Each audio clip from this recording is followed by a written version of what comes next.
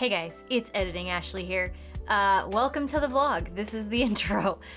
Buckle up, it's a wild one, and I'm so sorry for the audio in the convention portion because I'm testing a new microphone and it did not go very well, just like the con, so see ya at the end. Hey guys, welcome back to my channel. I'm Ashley and this is the Yumecon Artist Alley vlog. So we are on a 6-foot table, the bane of my existence, and we managed to fit everything. I had more room than I thought I was going to have, so I probably could have brought mystery bags, but we didn't. So let's show you around here. We've got all the acrylic keychains, all the enamel pins. I don't have my pre-made shaker charms, but I brought the apothecary, the menus, we've got the booster packs, we've got some boys out here, and then if you watched last week's vlog, you'll see that I had done up this to have all the sticker books, the deco sticker sheets, the new paper sticker sheets, and all of the vinyl stickers. So it's a 2-day con this time. This is our first time here at Yumecon. We're at N7 in the Artist Alley. So let's see how the weekend goes. We're in super tight quarters. Ryan's extremely pleased about it. This is how much room we have between the table and the wall. We had how many people are out there? Oh yeah, how many people are out there? 15. Cool. Awesome. Maybe more. Maybe more. Maybe 18. Maybe. Probably up to 18. We'll see.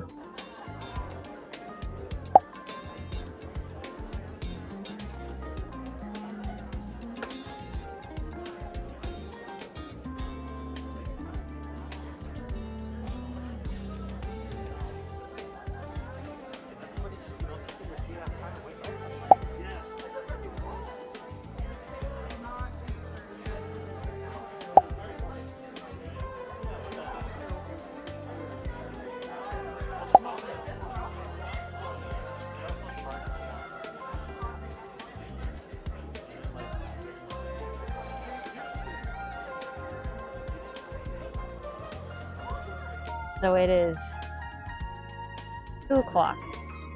I have just done my 6th sale of the day, and it's been open since 11. It's not looking good. So, I don't know. I'm still trying to be patient that maybe the people are somewhere. Maybe there's a panel. I don't know if they can hear you. Ryan says they're not coming. He says the panel room has 20 seats. And Ryan has taken a nap and woken up from his nap almost completely undisturbed at this point. So today goes until 11. I mean, no, God, no, it doesn't go till 11. Today goes until 8 o'clock. I'm certain we're not staying that late. I don't even know that I want to stay until 6. So we'll see. To the people who have come by and supported us already, thank you very, very much. I know I've already met a couple of you guys who watch the vlogs, so thank you for stopping by and putting a little bit of money in our pockets, because at this point we're just trying to make expenses back. So it is 3 o'clock and I've made 1 more sale, maybe 2 more sales. We have decided we're going to leave for the weekend. I don't know the last time I've done this. I don't know, maybe I've never done this, leaving at con early, but there's just not a lot going on. And like with Clarice being still not 100%, like I want to make sure that we're going to be home for her instead of sitting around, you know, not doing anything. We also got the hotel moved to SJ Made next month. So yeah, I think we've made our table costs, but we're gonna tear down the booth and I will see you guys in the next part of the video. Okay, well that didn't go as planned. So it's a couple days after Yumecon, and ideally I wanted to have Ryan in part of this segment, but it just doesn't work with his schedule by the time I need to get this vlog out. So I'm going solo, but he has read over all of the points that I'm going to make and agrees with them. So yes, we left early from Yumecon. We were there for 4 hours selling, if you could call it that. And like, I wish that I had gotten some B-roll, but Ryan didn't want to go out and get it. He was so bored. He literally was taking a nap. I can't remember if there's a clip of him taking a nap. And like what I got on camera is thankfully what I got. I had a lot higher hopes for this convention than what it turned out to be. And there were a lot of factors at play. So before I even get into any of that, I would like to just say that I don't do this. I don't leave conventions. The only times I can think of that we did leave early in any way was on the last day of the convention, and it's either from health reasons or weather / scheduling reasons. I know specifically, and I think we've logged this one, we did one of the Anime Impulses down south. I think it was early 2023. And we left early for that one to make sure we got over the grapevine back into the valley before bad weather hit, because it was a really, really stormy winter. That's like the only time in recent years that I can think that we have left a show early. Sure, we'll wait until like the last hour, we'll start to slowly pack things away, especially if it's not busy. But this is like unprecedented for us. And I don't take this kind of decision lightly. So please, if you're a con goer or a con head or event runner or whatever, like, don't think this is a constant reflection of me as a business, because this is not how we operate. So this is also the part of the vlog at the end where I talk about the profits versus expenses, and I am starting to add in information about the event that we did, as well as pros and cons. I usually don't make outlines for my Artist Alley vlogs, which I probably should. I have notes, so I'm gonna reference this just to make sure that all of my information is accurate. And there are screenshots for some things, so you know that I'm not just like exaggerating or anything. Like, this is legitimately how it went.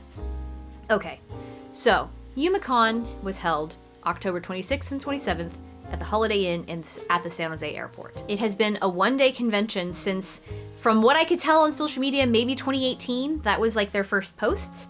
This is the first year it's a two-day convention. The hours were 11 to 8 on Saturday, which is already pretty steep for a convention, and 11 to 6 on Sunday. Required face masks and vaccine cards for vendors and attendees. Vendors were notified this via a vendor load-in packet.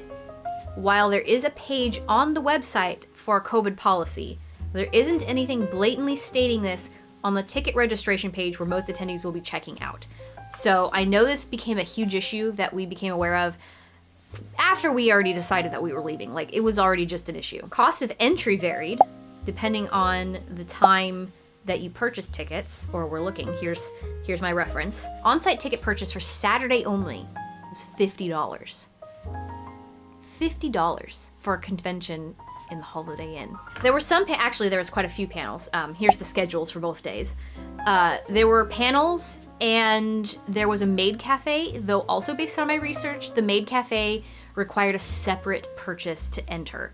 I don't know if that means like cost of drinks. Like, obviously you're gonna be paying for like whatever drinks or snacks you buy in the maid cafe. I've never been in a maid cafe, so I don't really get it, but it did explicitly say that the maid cafe was not part of the entry ticket purchase. So I don't know if that's standard, because I don't usually go and do the things that are available to do in a convention. So please let me know in the comments if that's an unusual thing or not. According to their website and social media, there were 4 guests. They were not anybody I recognized, but I'm also like not really on the up and up on celebrity voice actor names. And they were in the same room as the vendors. So the vendor hall, quote unquote, was one of the like ballrooms at the Holiday Inn. It was upstairs. You had to take a freight elevator if you had loads to take in. Otherwise, there was one elevator like all the way on the other side of the hotel. So it was a pretty small building. I think there were like maybe 40 or 50 vendors total, and that's artists included. So pros and cons.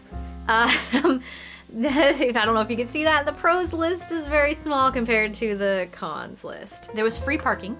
It's always good to have free parking. Staff was very kind. I will say they were very kind and helpful anytime that we needed it. And they were passing out snacks and water bottles to the vendors, which is always a really nice touch. Like, I always really appreciate it when we are thought of in that capacity, because it's really easy to overlook your artists and vendors. The vendor hall was also nice with great lighting and padded chairs. It's really rare to get padded chairs. And I mean, usually hotel conventions tend to have those things, and it is a nice thing. On to the cons. According to others we spoke to, table prices increased from last year more than double. And I'll talk about prices and stuff in specifics on my Patreon, which you guys can get more information about that when you get to that part of the video where I talk about profits and expenses. Obviously, if a show is going to increase a number of days, that table cost will increase. But to go from what it was, which I'll again say in my Patreon, to what it used to be. And then on top of that, tables only included one badge. So I had to pay extra to have Ryan there. And then like, not anybody's fault but my own, but I ended up accidentally buying a second helper badge. I don't think I'm getting a refund for that. I had mentioned it when we were checking in. They made a note of it and they said the financial people will help out and reach out to me. I doubt that's gonna happen. This is where it gets juicy, and this is where I have receipts. Attendees were turned away from the door, even if they had prepaid tickets, if they did not have their vaccine card. There are tons of comments on their social media, and from what I can tell, the comments that are there, surprisingly, were allowed to stay, but there's a lot of their posts where comments have been completely disabled.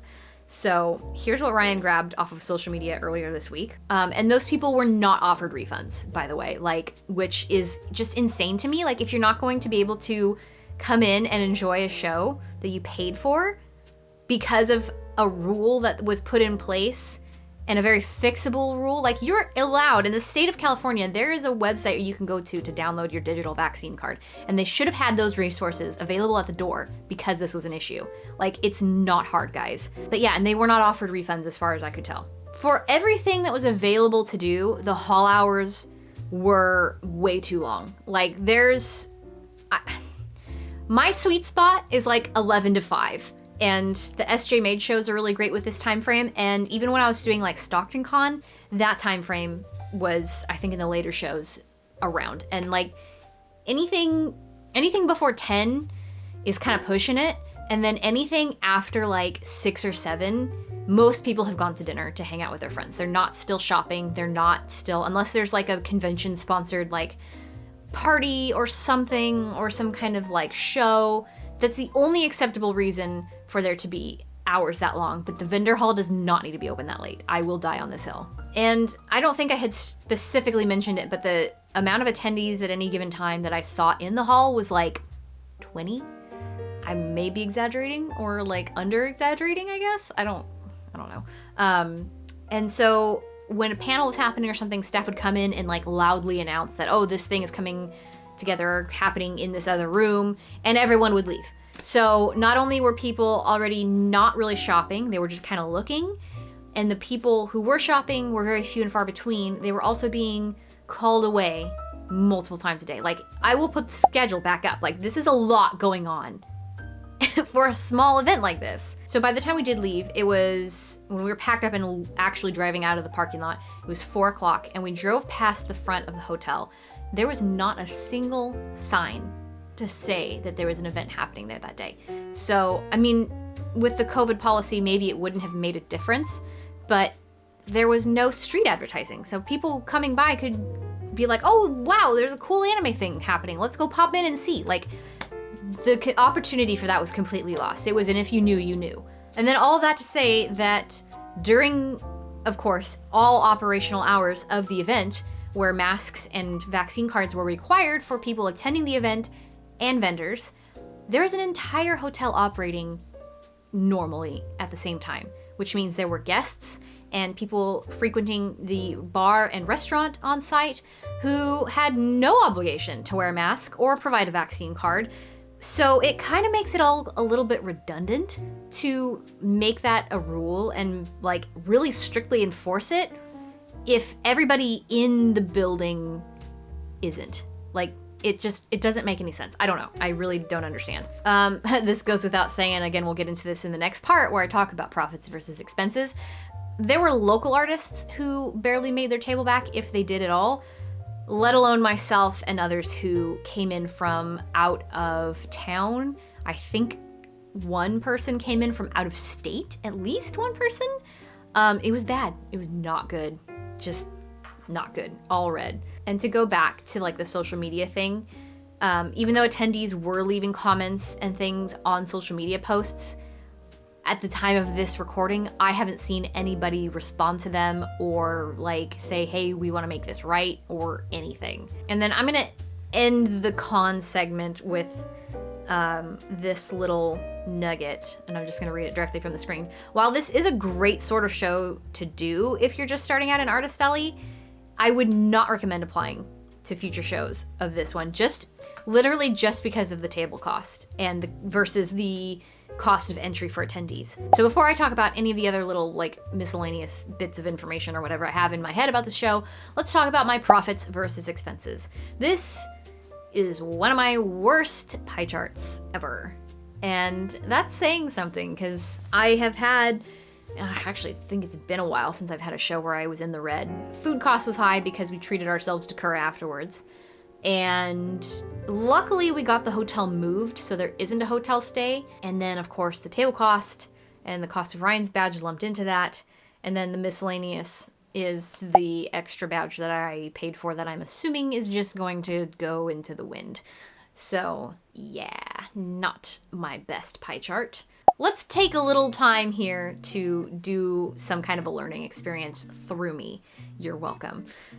Sometimes I just have to suffer so you guys don't have to. So again, I don't take the decision of leaving a show early lightly at all. In fact, it was causing me quite a great deal of stress, and I made Ryan be the one to make those phone calls and, you know, talking to the staff to let them know that we were leaving, because not to say that I'm a pushover, but I am a people pleaser and I don't want to have anything reflect badly on my business. But at the end of the day, I am a business, and it is not in my best interest to be sitting behind a table for nothing, especially when it was an expensive show and for what it was.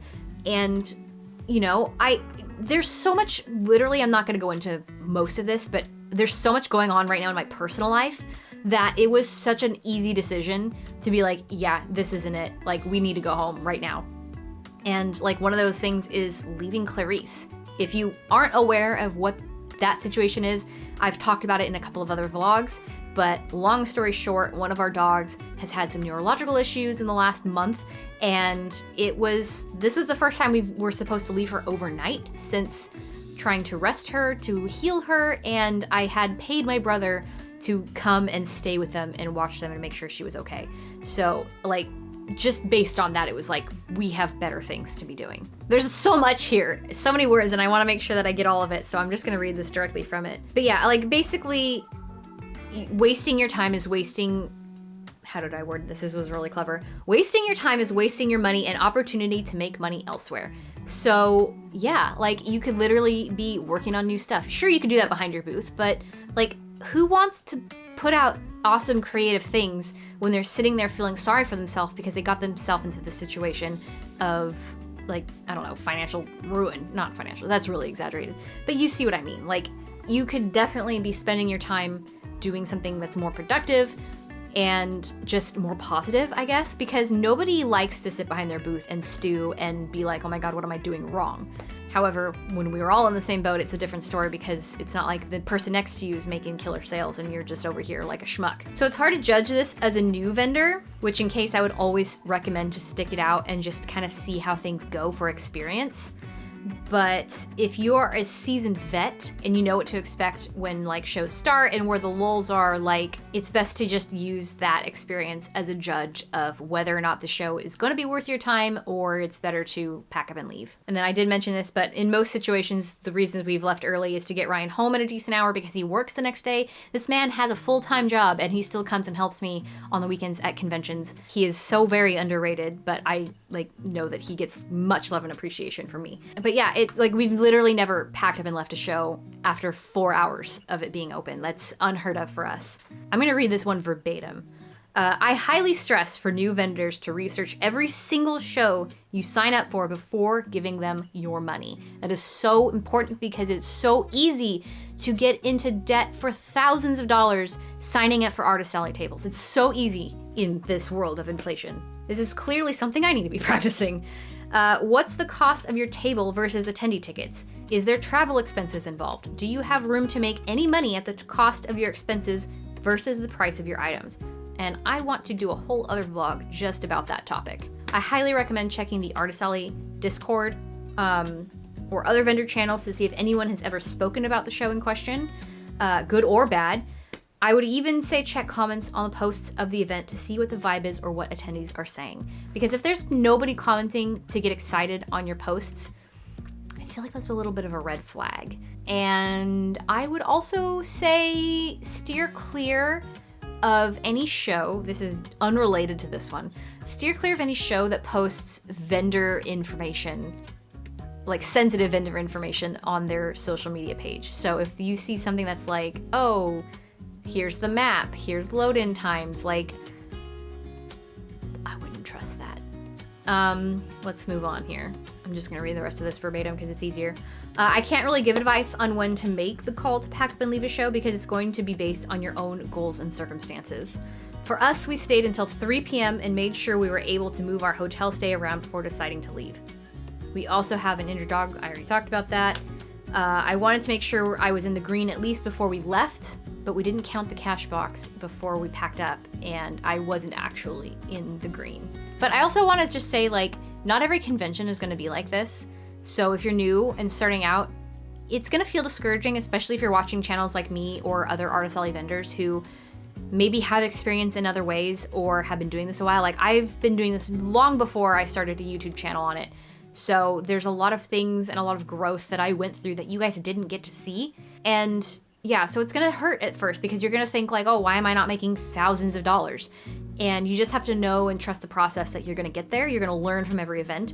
I've stressed that before. Certainly not all of them will be huge successful shows. But yeah, so I'm really starting to stress that at the end of my RSLE vlogs, that like, just because you see me breaking records and always growing and always having all of this success, like, I put in a lot of work. Like, not to toot my own horn, but like, I put in a lot of work, a lot of years, and a lot of failed shows like this. Like, there were a lot of shows that before the pandemic, I wasn't even keeping track of my expenses, that I'm sure I was in the red, but I was excited to make $300. And like, you just have to like set reasonable expectations for every show and really know that you're gonna have every single one be a learning experience. And if you don't sit down and like reflect on how that went and what you could do to improve, and especially if you have somebody that you can bounce these ideas off of, like, that's where the magic is. That's where the money's made. So like, if you're literally just starting out, I know a lot of you guys watch my channel because I've met a lot of you guys and you're just starting out, just know that you have to trust the process. You have to put in the time, and like, don't be discouraged. It's going to be discouraging, but don't be discouraged because it will eventually work out. And if it doesn't, that's okay. It's not meant for you because it's not meant for everybody. It's really hard. This is gonna be a really brutally honest thing to say.